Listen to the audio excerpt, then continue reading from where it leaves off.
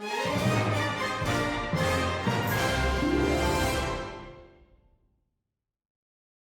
आज की दो अहम तरीन ख़बरों की बात करते हैं। पहला वाक़या जो वज़ीरिस्तान के अंदर हुआ, अंदरनाक वाक़या, इसके अंदर कीमती जानों का ज़िया हुआ। ऑफिशियल पॉइंट ऑफ व्यू इस वक्त आपके सामने है। तमाम अखबारात के अंदर शेयर सुर्खियों की सूरत में ये लगा हुआ है। चेक पोस्ट के ऊपर बताया गया कि हमला किया, इसके अंदर दो मुंतखब नुमाइंदगान असम्बली के भी शामिल हैं, उनका भी नाम बीच में दर्ज है।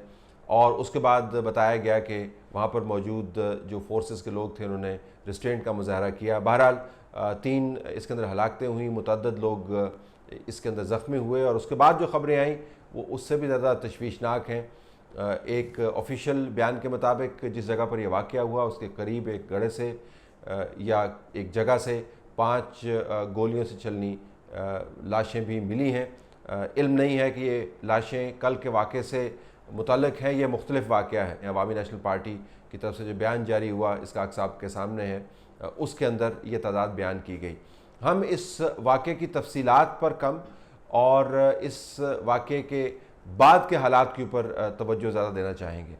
वाक़या हुआ जब भी पाकिस्तानी शहरी पाकिस्तान के सरज़मीन के ऊपर इन हालात में अपनी जान खोता है तो यकीनन रियासत और हुकूमत के लिए एक धचका है।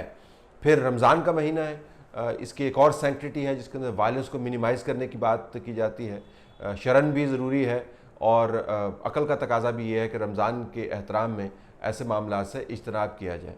और फिर पाकिस्तान को एक ऐसे वक्त में जब इत्तेहाद और यकानगत की इतनी अशद ज़रूरत है कि हम नरेंद्र मोदी से बात करने को तैयार हैं और उसकी कंडीशंस के ऊपर बार बार उससे टेलीफोन पर बात करते हैं। बैरूनी हालात के पेश नज़र अंदरूनी इत्तेहाद इससे बुरी तरह मुतासर हो सकता है। तो आने वाले दिनों में जो सवाल उठेंगे वो बहुत अहम है और हमें संजीदा नेशनल डिबेट उसके ऊपर करनी है। मसलन पहली डिबेट का ताल्लुक तो उस वाक़े के इब्तदाइये से जो मैंने बयान कर दिया, क्या वाक़तन इसके बाद हमने कौमी इत्तेहाद और जगानगत में फ़रोग़ पाया है, इसमें हमने इजाफ़ा किया है या इसमें कमी आई है और उसको धचका लगा है? ये बहुत बड़ा सवाल है जो डिबेट करने की ज़रूरत है। कबायली इलाकों के अंदर जो खलफिशार बर्पा था उसके बाद हमने वहाँ पर हार्ट्स एंड माइंड्स की एक कैंपेन चलाई, लोगों के दिल जीतने हैं, वो दुखे दिलों वाले लोग हैं।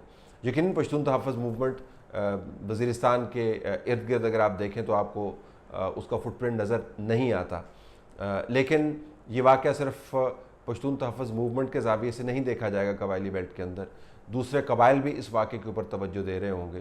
तो क्या हमने हार्ट्स एंड माइंड्स की जो कैंपेन चलाई थी उस कैंपेन का ये तसलसल है या उस कैंपेन को इस वाक़े से धचका मिला है? तीसरी बड़ी बात, जब हम इतना बड़ा कदम उठा लेते हैं कि हमने फाटा को मर्ज कर दिया KPK के साथ और हमने आने वाले दिनों में वहाँ पर अपनी स्ट्रेटिजिक जो गोल्स हैं उनको हासिल करने के लिए ग्राउंड वर्क भी किया हुआ है, तो इस किस्म के वाक़े से धचका मिलता है वो सिर्फ उस इलाके में या वक्ती तौर पर ख़बरों के अंदर हलचल मचाने वाला नहीं होता, वो तवील मुद्दत होता है।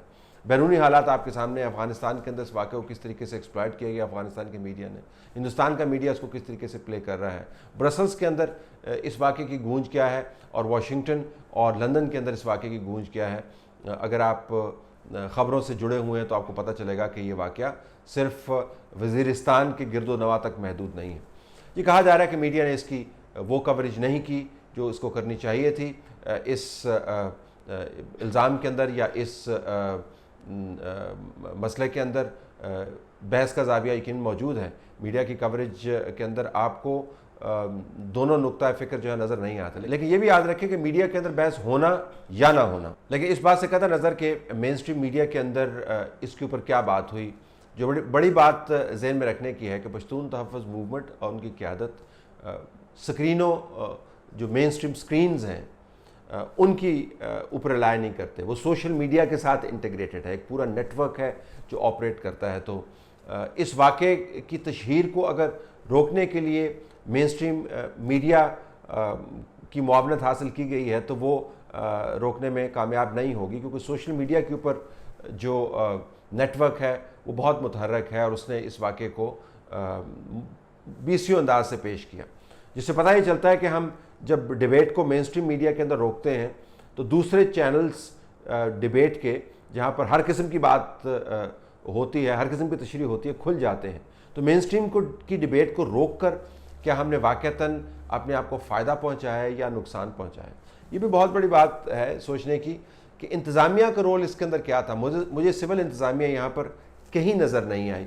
क्या इंतज़ामिया इतनी नाअहल है कि वो इन मामलात को रिज़ॉल्व नहीं करवा सकती? झगड़ा यहाँ तक क्यों पहुँचा? क्या इससे पहले तमाम ऑप्शंस एग्जॉस्ट कर लिए गए थे? और फिर हुकूमत वक्त का क्या किरदार है? ऐसी हुकूमत जो इस तमाम अहम तरीन वाक़े के अंदर से मुकम्मल तौर पर आपको गायब नज़र आती है, जो इस्लामाबाद के अंदर बैठकर बयान के ऊपर भी बयान जारी नहीं कर सकती। KPK की हुकूमत का तो क्या कहना जब मरकज़ की हुकूमत की ये हालत है।